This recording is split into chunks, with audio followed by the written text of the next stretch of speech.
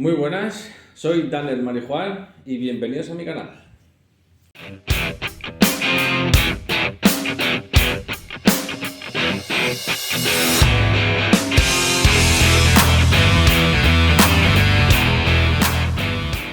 Bueno, muy buenas. Antes de ponernos en faena, que vamos a desmontar, en este capítulo vamos a desmontar las suspensiones del coche y vamos a desmontar el coche entero, el tema de accesorios de faros, rejillas para golpes, espejos y tal, para prepararlo para pintar. También vamos a quitar todo el tema de vinilos y tal, para dejarlo todo un poco preparadito para la pintura. Mientras nos repara la suspensión, ¿sí? Podemos ir haciendo dos cosas a la vez, ¿vale? Antes de desmontar nada, os voy a enseñar un poco lo básico que hace falta para hacerle a un coche de carreras, ¿vale? Entonces, según normativa FIA, actualmente hay que cumplir el anexo J, ¿vale? El anexo J, ¿qué nos dice en el anexo J? Pues todo el tipo de cosas de seguridad, qué tipos de arco de seguridad podemos montar, cómo hay que ponerlos, cómo hay que poner los arneses. Pues los arneses no se pueden poner de cualquier manera. Tipos de refuerzos que se ponen, placas, tamaños de placa, etcétera, un largo etcétera. Que antes de hacer el coche, antes de decir, monto aquí, pedir a vuestra federación, o bien os metéis por internet y en la FIA, Federación Internacional de Automovilismo, buscáis el anexo J. Si os lleváis bien el inglés y tal, pues directamente. Está en el anexo J, siempre lo encontráis en inglés y en francés. Pues una vez teniendo el anexo J en mano, una de las cosas es el tema, por ejemplo, los cierres del capó. Hay que anular, tanto el capó delantero como del maletero, hay que anular el cierre interior. O sea, digamos que se tiene que poder abrir desde fuera rápidamente, ¿vale? Hay varios cierres que ahora os enseñaré un poco más de cerca. Uno de ellos es el que se observa aquí, que es un cierre plano, que es de los cierres ahora mismo los más modernos que hay. Entonces se levanta un poco las pestañas y se abre el capó directamente. ¿Por qué hay que poner esto? Pues tiene su lógica, tema de seguridad. Estamos hablando siempre, vamos a hablar hoy del tema de seguridad. ¿Por qué? Porque en caso de accidente, por ejemplo, en el lado del motor tenemos un conato de incendio, nosotros por lo que sea no podemos salir del coche, alguien desde el exterior pueda abrir el capó rápidamente, de una manera rápida, pueda abrir el capó y acceder con un extintor a apagarle. Igual pasa de igual manera con el maletero. En este caso, el maletero, pues bueno, no es tan importante porque desde el maletero no hay acceso al interior y en mi caso el depósito de gasolina está debajo. Entonces, pues en el interior no va a haber relativamente ningún problema, pero bueno, siempre se exige en todas las puertas. Y luego, todas las puertas del coche, en este caso son 4, siempre tienen que ir abiertas por tema de seguridad en caso de accidente. Si no puedes abrir la delantera, que puedan abrir la puerta trasera y poder salir por detrás o lo que sea, tema de seguridad, ¿vale? Y bueno, os voy enseñando el interior. Bueno, pues como estaba comentando, tema de cierre de capó, ¿vale? Cierre de capó, pues en principio hay 3 modalidades diferentes que podemos montar. En el capó delantero solo podemos montar 2 tipos, que uno es este, que es el tema de cierre rápido embutido, digamos que está embutido.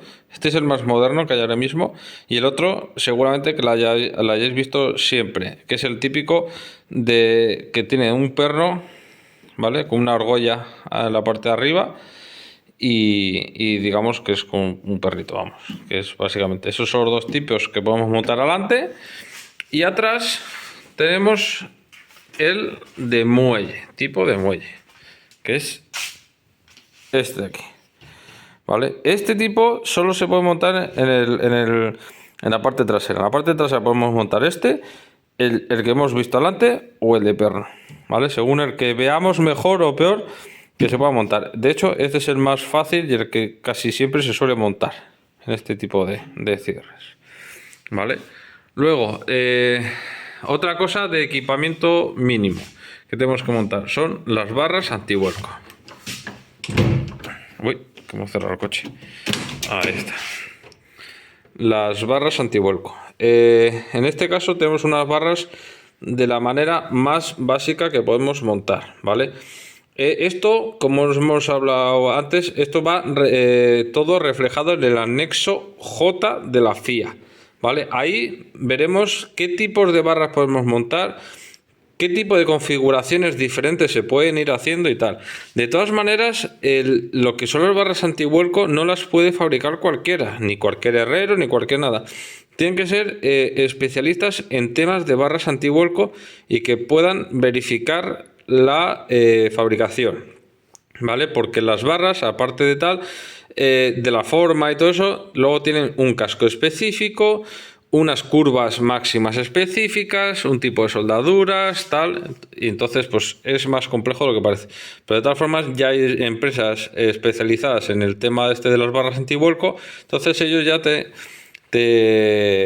guiarán un poco en qué barras hacer y cómo hacerlas, ¿vale?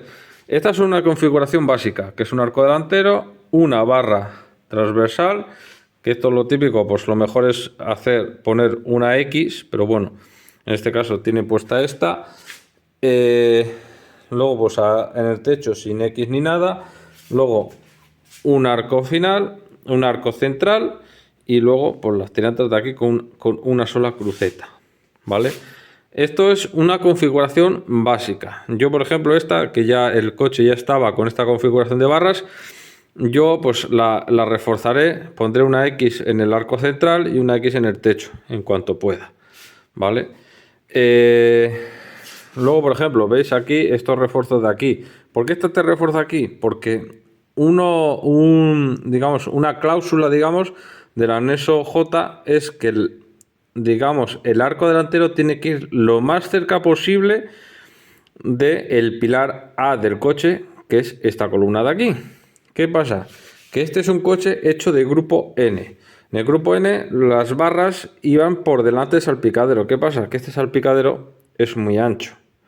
Entonces, al ser muy ancho, esta barra es complicada que vaya bien pegada aquí sin que supere los ángulos máximos que se pueden dar aquí también.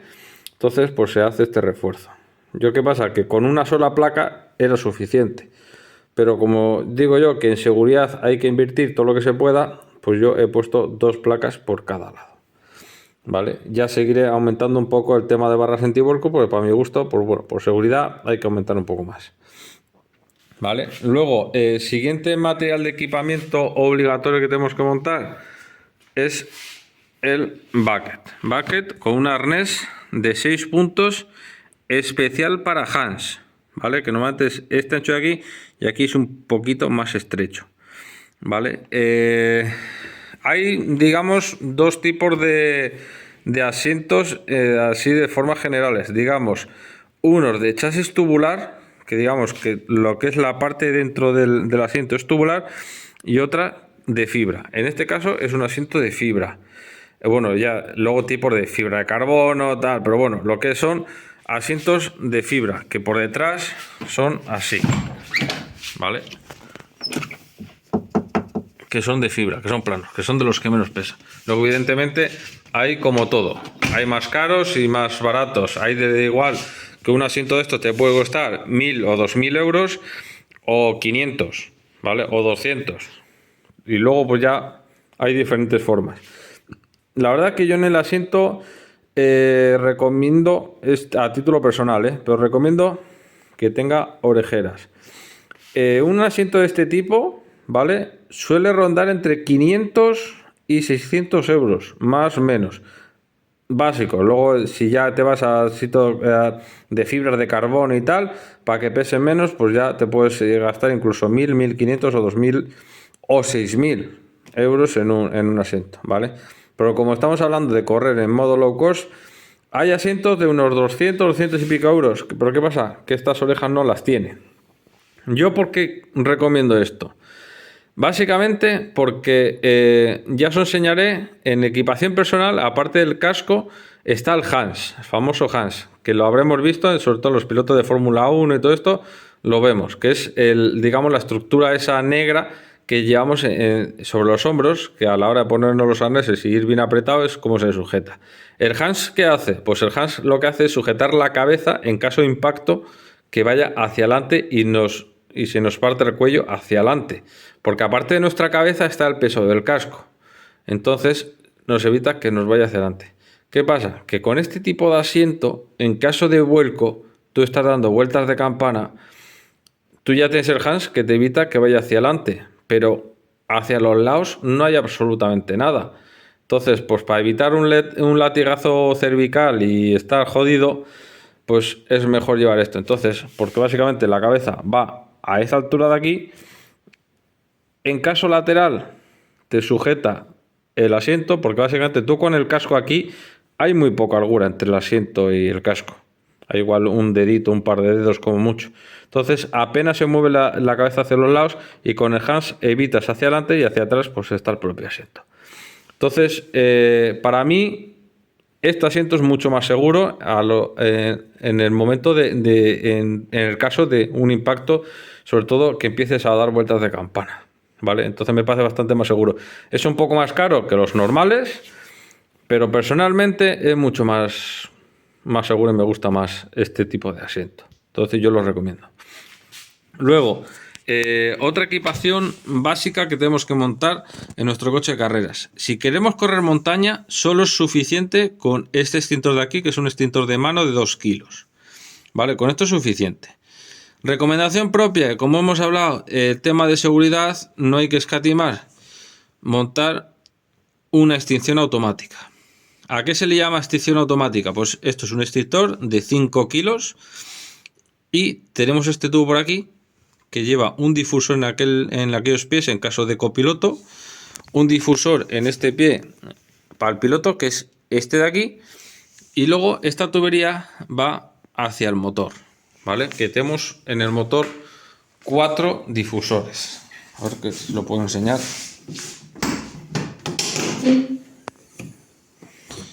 ¿Vale? En el motor tenemos esta tubería que pasa por aquí y tenemos 4 difusores, uno aquí, otro aquí y otro ahí. No están puestos 4 difusores porque a mí me da la gana. Todo en un coche de carreras tiene su porqué y cómo de ponerlo. En caso de una extinción automática hay que poner 4 difusores en el lado del motor y 2 difusores en la parte interior. En este caso, pues así está puesto. Y te pone, o sea, ahí se ve cómo hay que repartir los difusores y tal. Ya te digo, en un coche de carreras no se puede poner nada al azar, ¿vale? Pues lo dicho, yo recomiendo que aunque no sea obligatorio montar este tipo de extinción, montarla. Porque en caso de que un conato de incendio o lo que sea, yo a través de este tirador que tengo aquí puedo activar este extintor. Si yo tengo, por ejemplo, un accidente y de repente veo que empieza a salir llamas por el motor, yo antes incluso de bajarme, tiras de aquí, se activa el y por lo menos se intenta apagar o por lo menos te da el tiempo suficiente para poder salir del coche, ¿vale? Al menos mínimo eso, ¿vale? Aparte de llevar el extintor de mano de 2 kilos, ¿vale? Luego, otra material básico que hay que montar en un coche de carreras que hay que tener en cuenta también es esta palanquita roja de aquí. ¿Qué es esta palanquita roja de aquí? Pues esto es el famoso cortacorrientes, ¿vale? Yo tengo la batería aquí detrás, ¿vale? Entonces, ¿qué hay? Pues desde esta batería va el cable del positivo hasta este conector, hasta este interruptor de aquí. Y ya este interruptor de aquí ya se reparte al motor, a la centralita del motor, que en este caso es esta de aquí, a todo, ¿vale? Entonces, en caso de accidente, perdón, en caso de accidente, se tiene que poder activar esta palanca y poder parar el motor al instante y cortar la corriente de todo el coche por seguridad de incendios y cosas así. ¿Pero qué es este cablecito que atraviesa por aquí? Pues eso es este tirador de aquí. En caso de accidente, que por ejemplo nosotros estemos inconscientes o no lleguemos o lo que sea, y el primero que llega al lugar del accidente encuentra que el motor está arrancado, que no sé qué, pues para evitar fugas de combustible por la bomba, porque se haya perforado un manguito, posible incendio de cualquier cable, por cualquier cosa, se tira de este tirador de aquí, tirará directamente de esta palanca y desconectará todo el coche. Entonces con esto se debería de parar el motor y desconectar absolutamente todo del coche.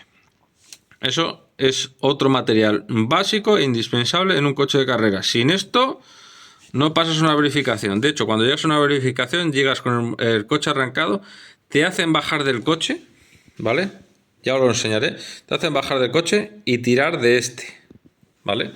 Para desconectar el motor, ¿vale? Y luego, en caso de incendio, la extinción automática, aparte de yo tener este tirador interior para poder yo acceder desde desde el interior, tenemos este segundo tirador que desde fuera, en caso de que accidente o lo que sea, desde fuera noten que echa a arder el motor o hay llamas en el interior del coche o lo que sea y yo no he podido activar el extintor, desde fuera tiren de este de aquí y pueda activar el extintor. Cuando hagamos la decoración esto tiene que ir señalizado. Aquí va un rayo y aquí va una E de extintor. Vale, esto para que lo sepáis. Si estás viendo un rally y tal y hay un accidente y el coche no se puede mover ni nada y tal, lo primero hay que tirar del desconectador de corriente para poder parar el motor y evitar que haya nada y poder sacar a los ocupantes de forma segura. Y si veis un conato de incendio, tirar del segundo para poder activar la extinción automática y poder sacar con seguridad a los ocupantes, ¿vale? Y entonces esto sería, digamos, la equipación básica de un coche de carreras. Tema de cierres de capó, asiento, arneses, mínimo en montaña extinción de 2 kilos, en rallies extinción automática y corta corrientes, ¿vale? Eso sería el equipamiento básico en un coche de carreras. Y luego ya, pues bueno, lo siguiente que vamos a hacer, nos vamos a poner a quitar las pegatinas y os enseñaré un poquito cómo va. Vamos a quitar el tema de suspensiones y vamos a prepararlo para pintar, ¿vale? O sea que lo primero que vamos a hacer va a ser quitar las suspensiones y para mandarlas a reparar y desmontar el coche. Así que nos vamos a poner con el tema de las suspensiones y luego ya en el siguiente capítulo os voy a enseñar cómo quitar el tema de vinilos, porque este vinilo va a ser fácil porque lleva poco tiempo puesto, pero el que va a ser un poco más complicado va a ser estos de aquí arriba, la franja verde y estos, porque estos llevan bastante tiempo ahí y esos van a dar bastante guerra. Y pues bueno, va a ser bastante fácil quitarle, ¿vale? Para poderlo pintar. Así que nada, ahora nos vamos a poner con el tema de la suspensión y el tema de desmontar la carrocería y ya en el siguiente capítulo os enseño el tema de las pegatinas, ¿vale? Así que vámonos a ello.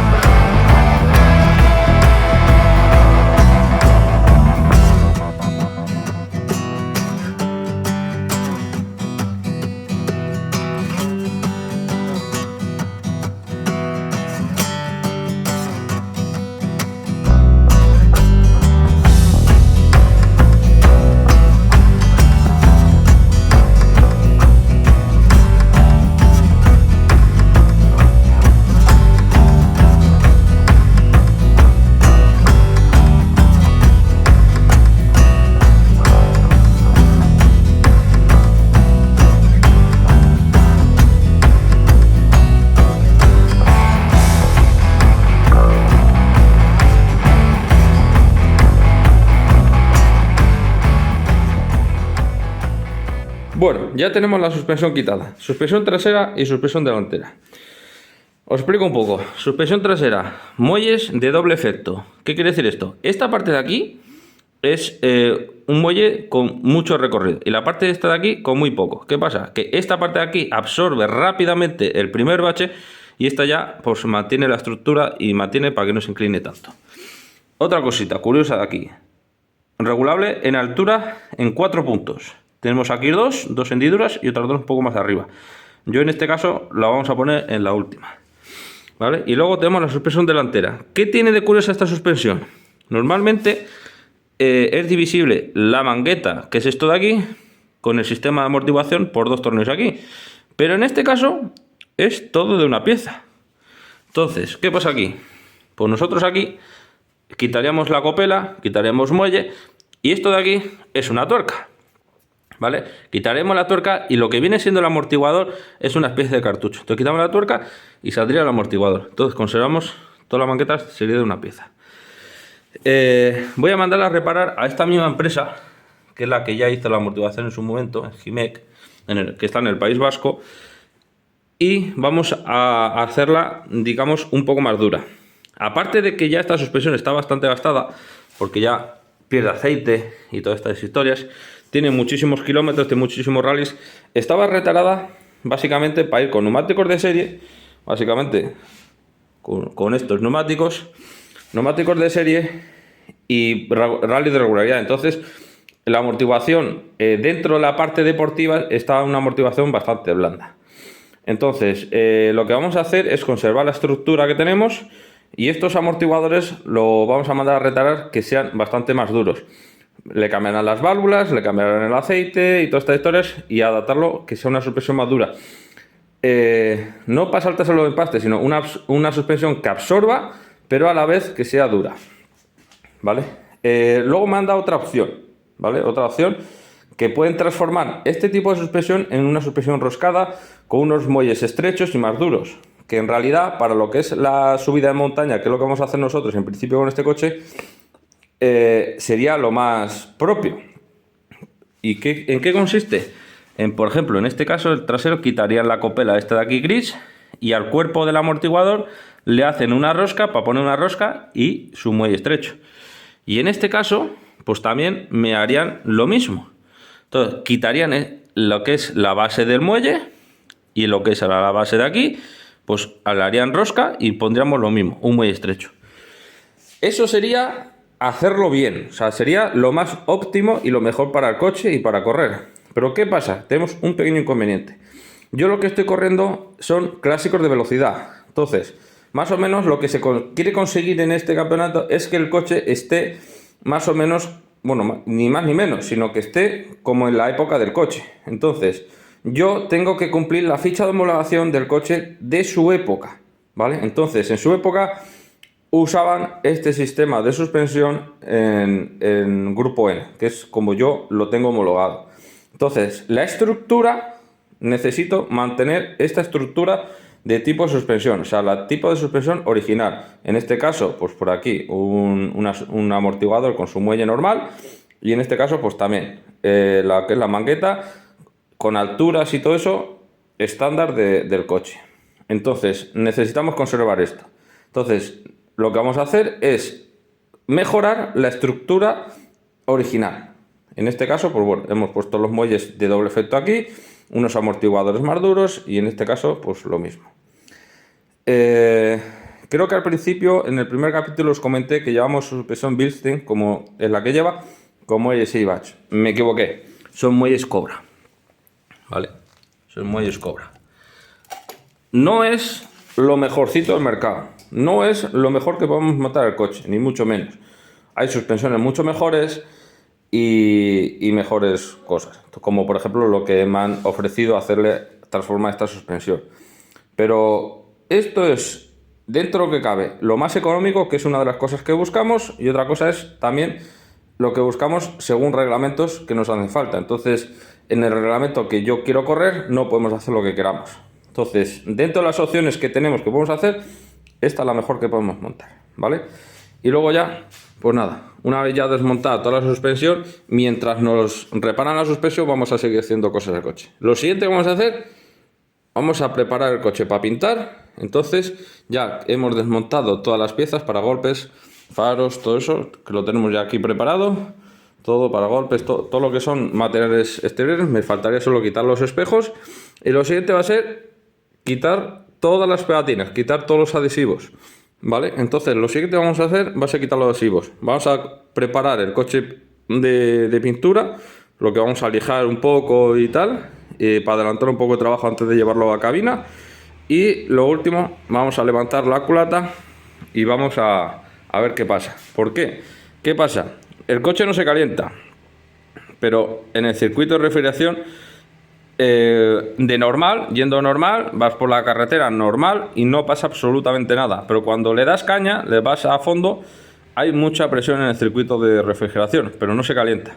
Entonces yo lo que creo que está pasando es que hay algún poro en la culata, que cuando funciona el turbo a máxima potencia, está metiendo presión. Cuando van de normal, a verla, digamos que el turbo apenas sopla, pues va perfecto. Pero cuando mete mucha presión, yo creo que la presión me la está metiendo en el circuito del agua. Entonces lo que vamos a hacer va a ser levantar la culata, vamos a comprobar la junta de culata, el plano, ya aprovecharemos, ya que está la culata afuera, pues seguramente miraremos un poco válvulas y tal, comprobaremos los pistones y todo eso, ya pues aprovecharemos a quitar pequeñas fugas de aceite que tenemos por aquí, una fuga que tengo en el colector de escape también, pues bueno, ya aprovecharemos a hacerle un pequeño mantenimiento rápido a lo que es la estructura del coche, del motor, ¿vale?